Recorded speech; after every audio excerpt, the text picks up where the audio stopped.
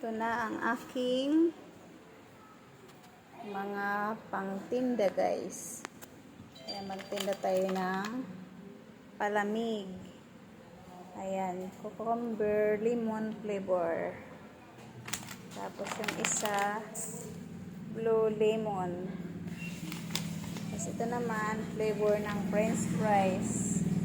Sour cream, cheese powder, barbecue, at paminta, paggawa ng sauce, toyo, at suka, at cornstarch.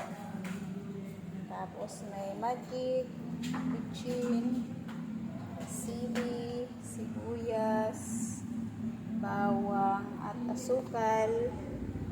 Yun yung aking mga halo sa paggawa ng sauce, guys. Ayan, at saka ito naman lagayan ng mga french fries, fishball, cheese stick. Ayan, guys. Ayan, starting sa ating negosyo. Ayan, mag-start tayo sa small business.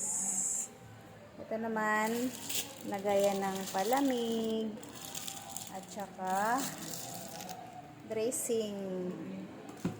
Yan ang sausawa ng french fries, mayonnaise, guys. Ayan, mga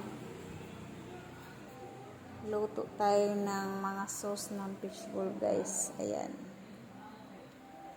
thank you kay ate. Ayan, guys, salamat, ate. Ayan, meron tayong puhunan. Ayan, thank you so much. Binibidyo ko lang ang aking mga pinamili na pang ingredients sa paggawa ng sauce.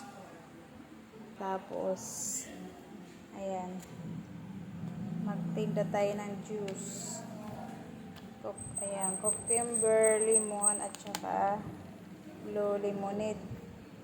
Ayan, may fishball, kikiam, french fries, siumay, cheese stick.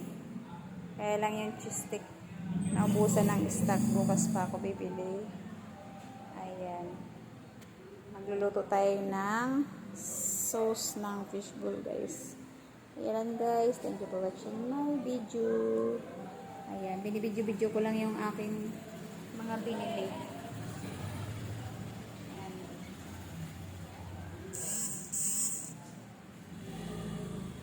So, paglagyan natin ng mga, pag may bibili ng fishbowl, dyan natin ibabalot.